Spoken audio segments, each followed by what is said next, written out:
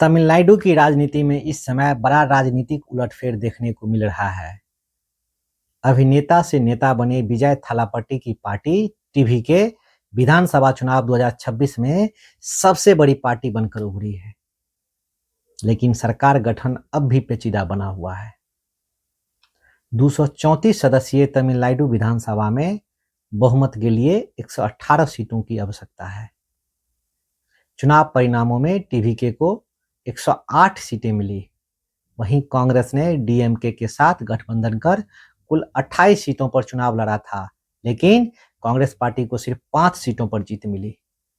अब सबसे बड़ा राजनीतिक घटनाक्रम यह हुआ कि कांग्रेस ने डीएमके गठबंधन से दूरी बनाकर विजय की पार्टी टीवीके को समर्थन देने का फैसला किया है। कांग्रेस के 5 विधायकों के समर्थन के बाद टीवीके का आंकड़ा 113 तक पहुंचता दिखाई दे रहा है। हालांकि विजय 2 सीटों से चुनाव जीते हैं और 1 सीट छोड़ने के बाद पार्टी की प्रभावी संख्या 107 रह जाएगी। ऐसे में बहुमत के लिए अभी भी 6 विधायकों की जरूरत बनी हुई है।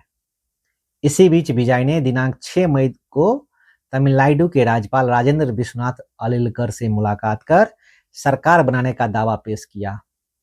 सूत्रों के अनुसार विजय ने 112 विधायकों के समर्थन पत्र राज्यपाल को सौंपे, लेकिन राज्यपाल ने स्पष्ट कहा है कि सरकार गठन के लिए 118 विधायकों का समर्थन जरूरी होगा। इसी कारण 7 मई को प्रस्तावित शपथ ग्रहण समारोह फिलहाल टल गया। चेन्नई के नेहरू इंडोर स्टेडियम में शपथ ग्रहण की तैयारियां जारी है, लेकिन राजनीतिक समीकरण अब भी पूरी तरह साफ नहीं है। टीवीके अब अन्य दलों और निर्दलीय विधायकों के समर्थन जुटाने में लगी हुई है। हालांकि सीपीआई और सीपीएम टीवीके को समर्थन देने से मना कर दिया है। राजनीतिक गलियारों में यह चर्चा भी तेज है कि एआईडीएमके के कुछ विधायक विजय का समर्थन कर सकते हैं।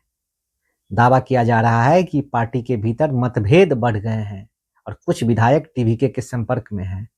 हालांकि इस पर अभी कोई आधिकारिक पुष्टि नहीं हुई है। अब विजय के सामने 2 बड़े विकल्प बताए जा रहे हैं। पहला, कांग्रेस, वाम दलों और छोटे क्षेत्रीय दलों का समर्थन जुटाकर बहुमत हासिल करना। दूसरा, एआईडीएमके के असंतुष्ट विधायकों को अपने साथ लाना। यदि ऐसा होता है तो टीवीके आसानी से बहुमत के आंकड़ों तक पहुंच सकती है।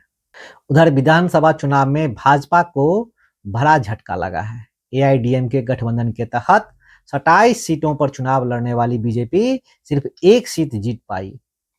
तमिलनाडु विधानसभा का कार्यकाल 10 मई को समाप्त हो रहा है।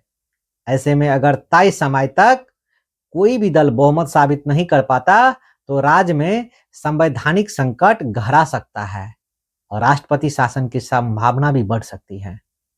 तो दोस्तों, आपका इस पर क्या विचार है? अपना विचार कमेंट बॉक्स में जरूर लिखिए। धन्यवाद।